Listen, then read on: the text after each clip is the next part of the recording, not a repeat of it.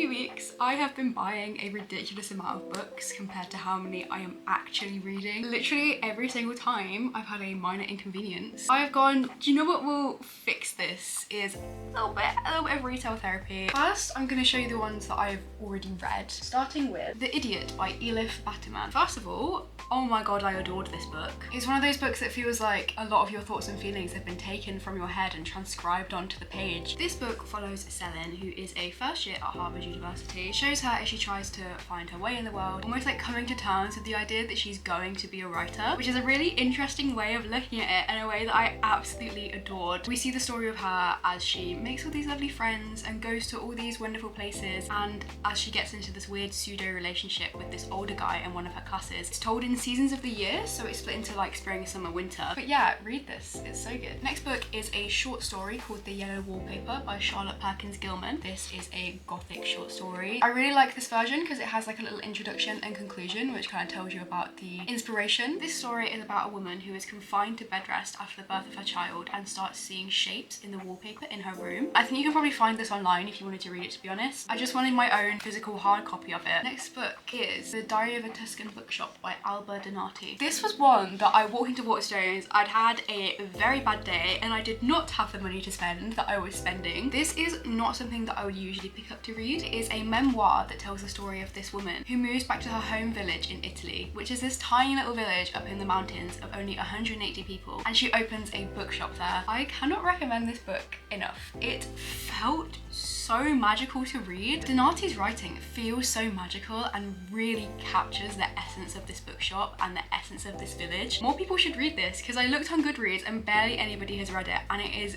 the loveliest thing ever. This is the last book that I have actually read. A Court of Silver Flames by Sarah J Maas. I loved Sarah J Maas's books when I was like 14, and I reread A Court of Mist and Fury over my winter break and remembered how much I actually loved it, which really reignited my passion for fantasy books and made me want to pick up this, which I hadn't initially wanted to pick up because I didn't like Nesta. This is a continuation of the A Court of Thorns and Roses series by Sarah J Maas. It follows Feyre's sister Nesta and the relationship between Nesta and Cassian and the looming war between nations in this world. I have really mixed feelings on this book. I don't think I'd recommend it, but I also know a lot of people that really loved it. I thought it had a lot more potential than it fulfilled, which was disappointing. That's what I can really say. Wait, I forgot. I have one more book that I have already read that I haven't talked about. Hamnet by Maggie O'Farrell. This is a fictional book that is inspired by the life of Shakespeare's child Hamnet and his wife, who in this is called Agnes, but I think in like real life is generally referred to as Anne. I really like Maggie O'Farrell. I read The Marriage Portrait by her and it was gorgeous and I adored it. I don't think I liked this one as much, but still really wonderful. This was one of the ones that has been on my TBR for so long, but I never got around to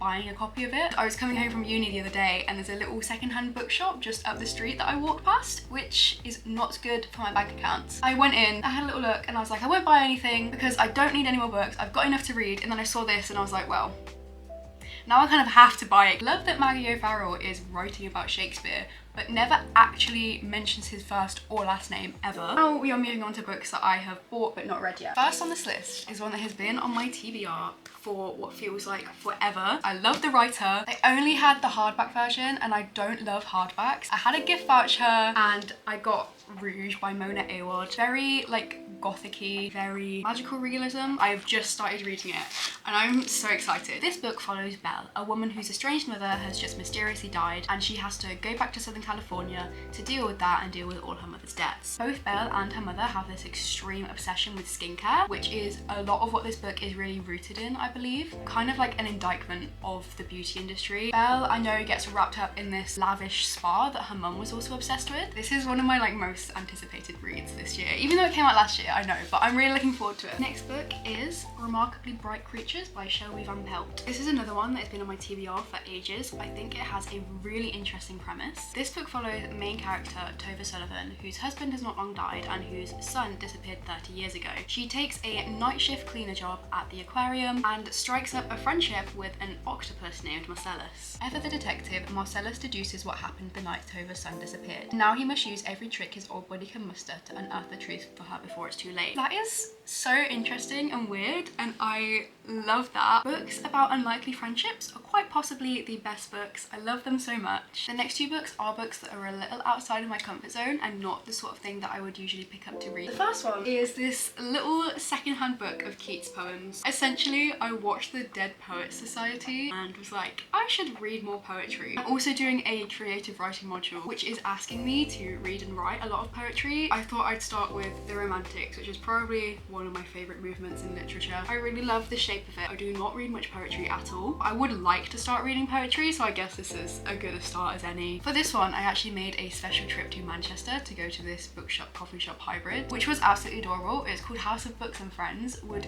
really recommend. Because it's independent, like I couldn't not buy a book. I have to support the independent bookshops. This one really jumped out to me, and it is called Eve Bites Back by Anna Beer. This book is a non-fiction piece of work that reimagines the literary canon. If instead of being so heavily weighted towards male voices, it was women. The writer has essentially replaced popular male writers at the time with their female counterparts and is telling their stories and the things that they have pioneered rather than focusing on the traditional literary canon of like Shakespeare and Milton and Keats. A lot of the reason I picked this book up is because it has a bit about this Renaissance poet that I absolutely adore. Her name is Amelia Lanya. Like, please research her. She's so cool. I am looking forward to reading it. Now I am actually on to the boring books, which are books that I've had to buy for my course. The first one was actually a really lucky find because I found it in a secondhand bookshop. That is Wise Children by Angela Carter. I've never read any Angela Carter before and I feel like I really should have. I actually have to have read this by next week and I've not started it yet, but I also have genuinely no clue what this is about. I am just gonna read you the back.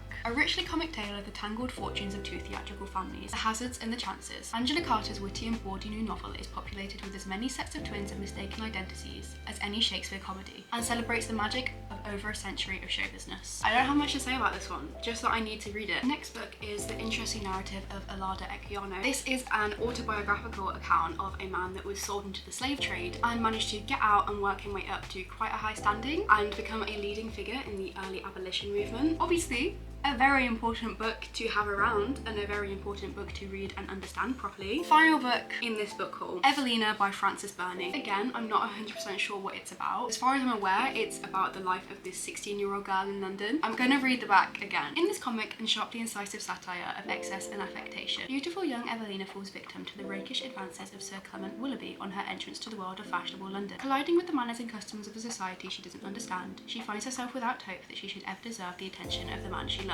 I think it will be cool to read. Those are all the books that I have to show you today. If you want to hear any of my other thoughts on books, my Instagram and Goodreads will be in the description. Thank you. I hope you did enjoy.